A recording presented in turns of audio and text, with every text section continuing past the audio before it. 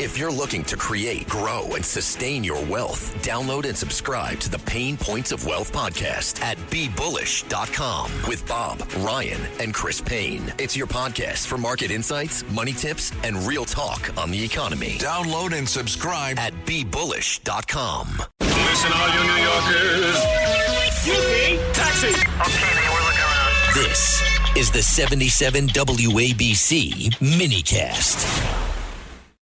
Well, there is more bad news for embattled War Room host Steve Bannon. After the Conservative Political Action Committee announced that Bannon would be a featured speaker, there was almost a universal panning of that decision in light of the recent Department of Justice emails that clearly demonstrate that Steve Bannon had an intimate relationship with Jeffrey Epstein. And while he was posing on the air as a fierce Trump supporter and an advocate for full disclosure in the global elitist doings of Epstein, he was in fact, according to these email addresses, plotting openly to rehabilitate Epstein, talking to Epstein about removing Trump from the presidency under the 26th Amendment, and potentially replacing him with a globalist Mike Pompeo. Bannon bragged openly about placing John Bolton, the neocon warmonger, who was never a great fit for Trump's cabinet. So what you have, a cat turd who says CPAC now has no credibility. Brendan Dilley of the Dilley media team, Warlord Dilley himself, says this is why your garbage brand won't be around in 5 years. Pathetic, grifting con men, all of you. Miguel California says confirmed. CPAC has no issue with Steve Bannon befriending convicted pedophile and sex trafficker Jeffrey Epstein. Good to know. He tagged American Conservative Union Chairman Matt Schlapp.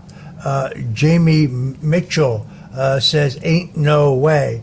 CPAC just did something even Bannon's best friends didn't do and committed suicide.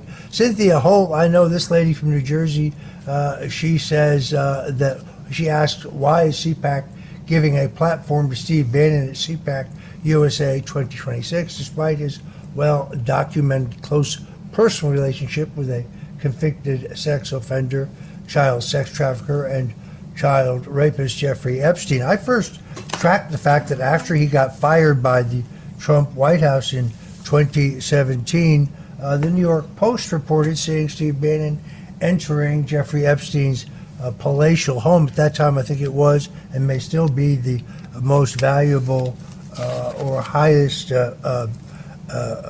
valued single-family home in Manhattan. And I knew that there was some kind of dialogue. I would then read additionally in the European press that Bannon popped up at Epstein's Paris apartment. Now, from these documents released by the Department of Justice, we see that it's highly likely that Bannon also visited the island. We see Jeffrey Epstein himself instructing his staff to book a commercial flight for Bannon to the U.S. Virgin Islands, where a small plane is to pick him up. Epstein is quoted as saying, Steve is staying with me.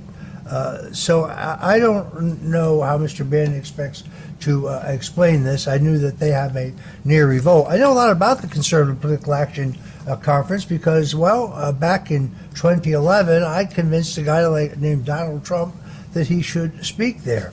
The Conservative Political Action Conference is probably the single most influential gathering of conservatives, or at least it used to be, starting in 1974. Ronald Reagan spoke there famously.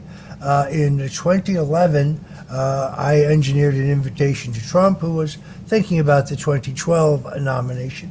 And at that time, many viewed Trump as living in wicked New York. They knew that earlier in his life he had given contributions to Planned Parenthood, and he had voiced some support for same-sex marriage.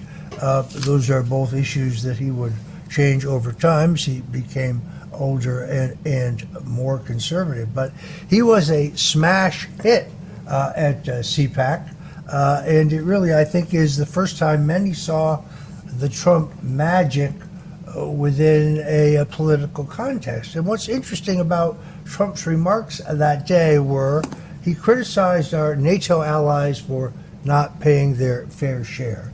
He said the trade deals like GATT and NAFTA and others had been great for our trading partners, but not great for the United States.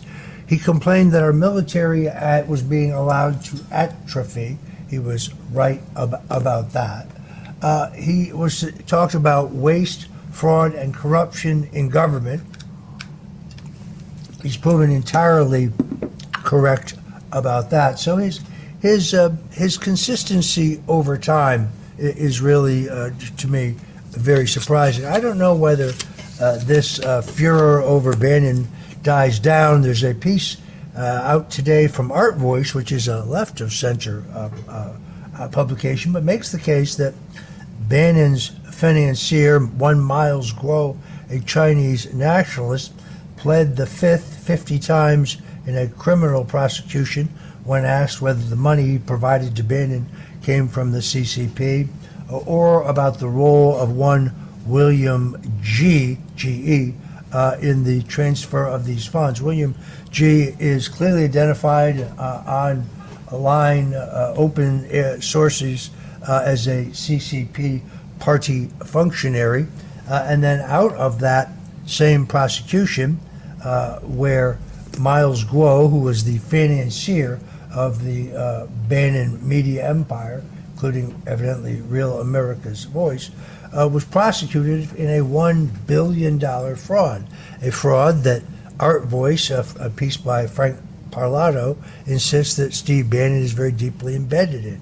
Now, Bannon, in the end, is an unindicted co-conspirator, but there are no charges against him, which is extraordinarily strange when you look at the size of the theft here, almost $1 billion. But what's even more interesting is that the telephone records from the case show that Bannon talked to this William G., who, by the way, is now a fugitive from justice, from 132 times. So why is Steve Bannon talking to a CCP functionary 132 times?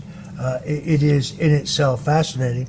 Also, the enormous amount of money that Bannon pulled out, according to this piece at Art Voice. I mean, in essence, Guo purchased a $1 billion audience by paying $35 million to form the website Getter. That was a Bannon Guo project. Another $57.6 million flowed from entities controlled by Guo's financial architect into Bannon-affiliated operations. So Steve put at least $57 million in his pocket. Then there was another $270,000 wired directly to the War Room Broadcasting, another $250,000 to Bannon Strategic Advisors for advisory services. Another $500,000 moved to an entity the bankrupt trustee identifies as a central payment hub for other Bannon-related media operations. So it is absolutely clear where the money was coming from. A source with direct knowledge of the operation said Bannon received multiple individual checks of $500,000 from an additional company called Soraka, a media entity connected to Guo's operations, beginning in 2018, a year before the FBI would ultimately raid and arrest Guo, but not Bannon. That happened on Guo's yacht.